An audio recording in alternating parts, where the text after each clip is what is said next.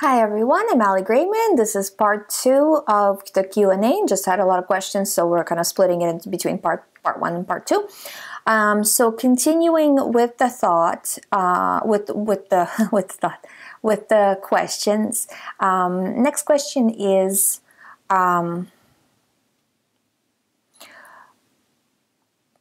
okay, so this person is asking about false memory and feeling like they did something bad in the past, right? So with it, the more you analyze and the more you try to go back, with false memory, the main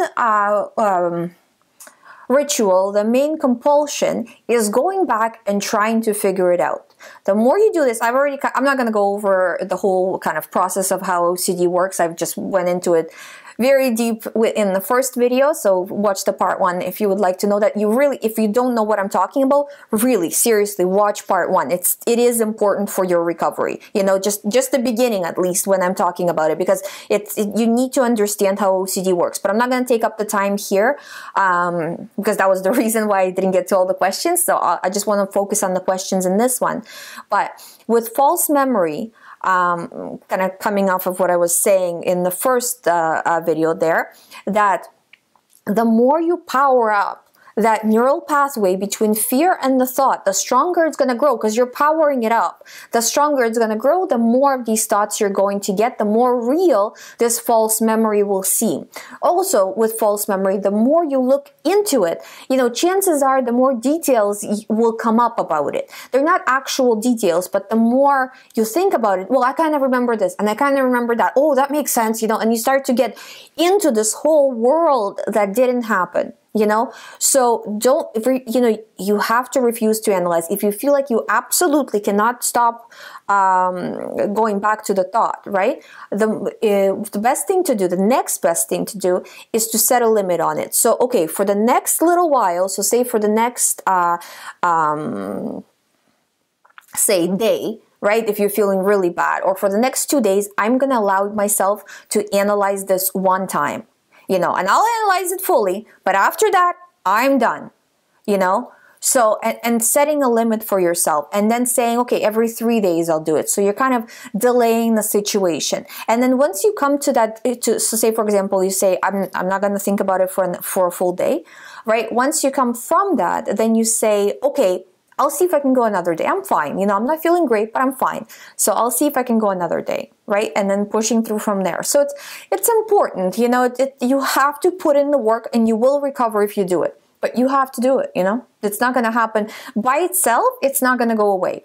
As long as you keep powering up false memory, it's going to stay there. You know, it can stay there for a week, a month, 10 years, 50 years, whatever.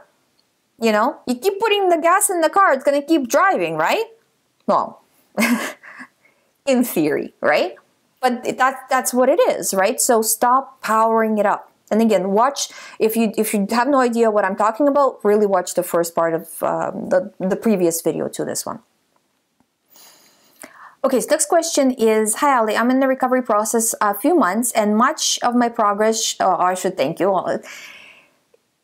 I can show you what to do, and it's really up to you to do it. So I'm happy that I can help you, but your progress is a result of your work. I'm 20, I have a girlfriend I'm planning to marry. Sometimes when I think of other girls, or when I see a pretty girl on the street, I get a feeling of anxiety because my mind makes it seem logical. If I'm thinking of another beautiful girl, I don't deserve my girlfriend. How do I handle this? So the more you get into this thought, the worse it's going to get, right? You're not doing anything bad. You're not being unfaithful or anything like that. It's a thought. Again, going back to what I was saying in the first video, we get 50,000 thoughts a day. Some are going to be pretty weird. It's fine. You're not acting on anything. You're not behaving inappropriately. You know, having a thought is not bad. So next time you get a thought, use it as exposure. Prevent the response of fear. So I got a thought, beautiful girl, who cares? Moving on, right? Not showing fear coming from a position of power. You will see that they will start to fade. They will start to be less important. Just want you to know that I finished my day 1 of recovery yesterday. It was so exhausting, but it's working. And yeah, that's true. A lot of the times when you're recovering, you're going to feel very, very tired, very kind of like your brain is working double time, because it is working double time. You might feel like you need a nap, and that's fine. Something has to give. You can't push yourself to the limit with these things, right? If you are stressed out at work, stressed out at home, stressed out doing OCD recovery, where is it that the brain has the time and the ability to normalize? You know, you got to give kind of some room for your brain to relax. Not to say that you shouldn't do anything, or that you should isolate yourself, or you should quit your job while you're recovering. All those are not good. You know, you need to do whatever it is you normally do, but you need to be focused where you're not, you know, spreading yourself too thin on things as well. Anyways, going back to the question, it was so exhausting, but it's working. After one day, I already feel stronger, and my brain is starting to send me less thoughts. I'm so happy I found you. Can't wait to see where I am next week. Thank you so much. Yeah, exactly, guys. You know, I have 8 years of experience. This works. Just do it. You know, just do it. Just push through and do it. You will see. You know.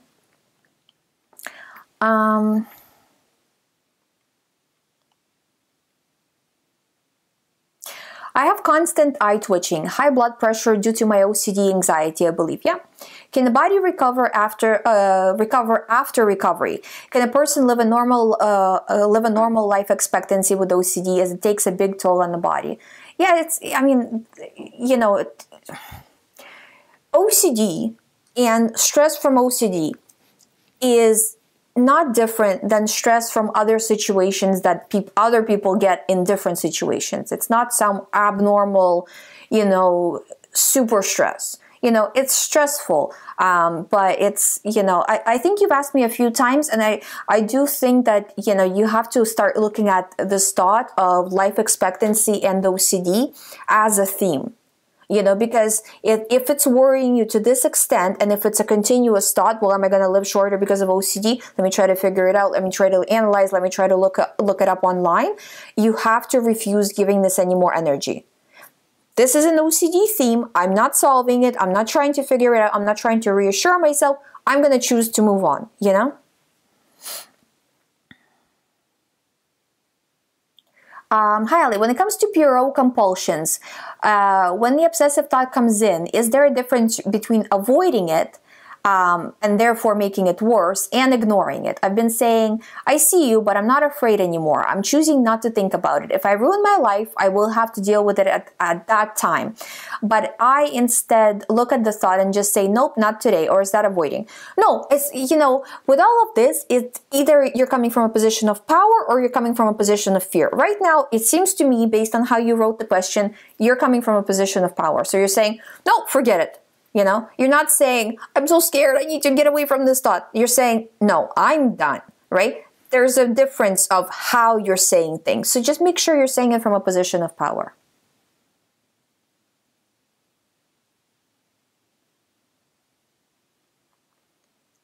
Hallie, thank you again for your videos. I'm really struggling again. I have religious OCD, and I have been getting blasphemous thoughts that scare me. But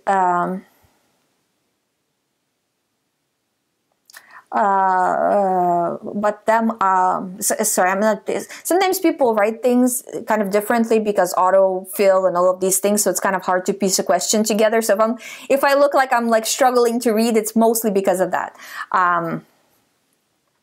I'm banging my head on the pillow, which is my way of self-harm. I say blasphemous thoughts, swearing, and it feels like I say it on purpose. I know I do, and I feel bad.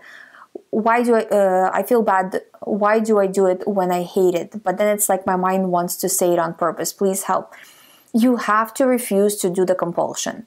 So the banging of the head is a compulsion. Refuse to do it. The thoughts coming in, it feels real. It feels like you are causing them. Feels. OCD attaches by the feels. Let it all be over there, you know? So it's over here, it's over there, thoughts are coming at you, they want you to do a compulsion, you're walking down the center of the corridor, whatever is happening on either side, you're not paying attention. And try to really do as much exposures as possible. So for example, praying, and then, because we're talking about religious OCD here, right? So you're praying, thought is coming in, so you're not trying not to pray as an avoidance, right? You're doing things, I'm going to pray on purpose. When the thought comes in, I'm just not going to pay attention. I'm not going to do a ritual compulsion, right?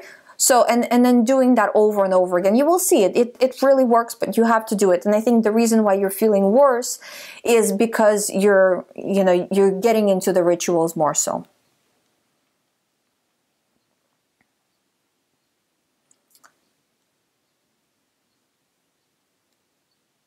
Hi Ali, I start feeling bad that even if I recover, my OCD will hit me back as it did before. I got it in a panic attack and then it comes back as another theme. Okay. And do you think OCD toys with your emotions? Okay. It's the chance of OCD coming back drops the longer you the longer you've been recovered, the less of a chance of having another thought.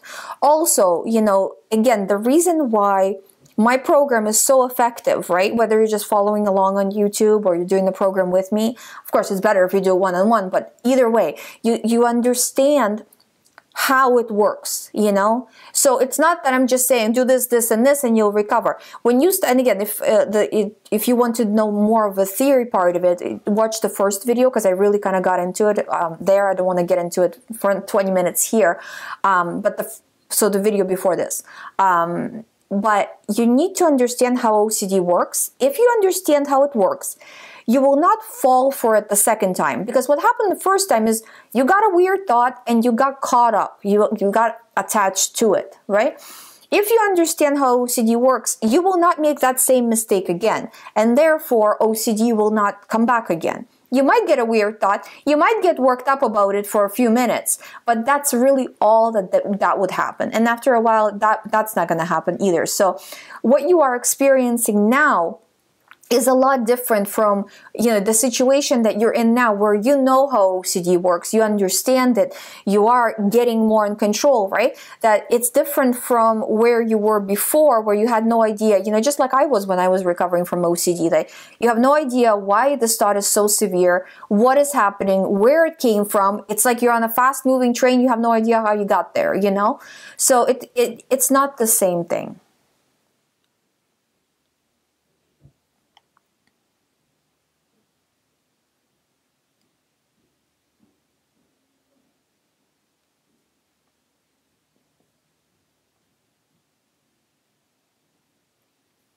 Yeah, some people are saying about doing OCD specific theme videos, and I am planning on doing that. I just don't know what format to do it in, because if it's like a specifically religious OCD theme, I don't know if other people would really watch it because it's just specific to the video, to the person. So I don't know how I'm going to release them or how it's going to work, but we are actively trying to figure that out right now.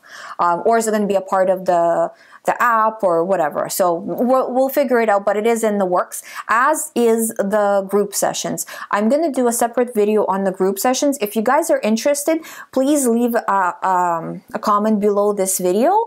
And if you have any ideas as well about it, I would love to hear it, because that's really, because I find that right now, the idea that I have behind doing group sessions is to do a session that's specific to a certain theme. So take people who have, say, religious OCD, right? So people can see that other people are having the same thought, and also bring in people that are very close to recovery or have recovered from a religious OCD. So we have this kind of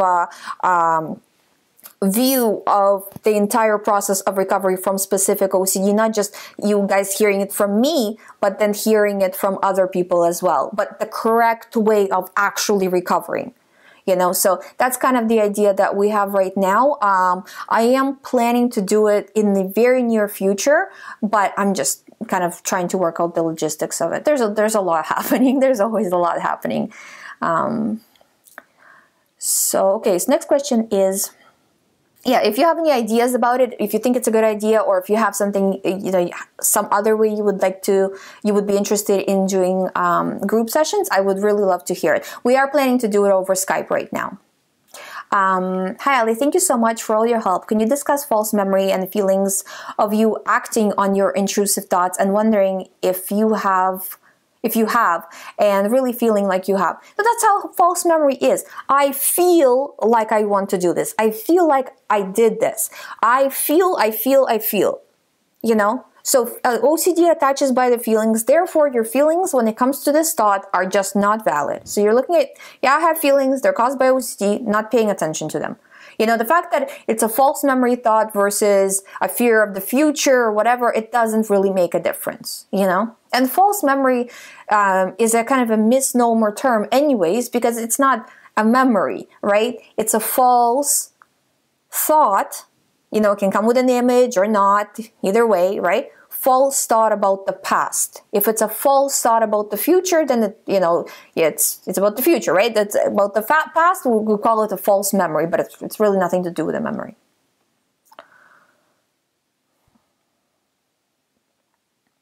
And I think that this is the last question for today. Somebody said, can I contact you in private? So yeah, so if you'd like to contact me in private, if you would like to do the recovery program, I do have everything set up on youhaveocd.com. You can book a session. You can see the time slots that I have available. So you can book right from there. You can pay right there. So it's all kind of a system that's set up. Please don't send me emails asking specific questions, because it seems, I know it seems to the person that, well, I just want to ask her this in private, but it's you and 100 other people. So I do the Q&A every week here, or I do the recovery program through the website. That is the only two ways to really contact me. So thank you so much for watching. Thank you so much for supporting this channel. Again, I would love to hear your ideas on the topics I mentioned. I would love to answer more questions on the next show. So please feel free to ask. I'll see you in the next video.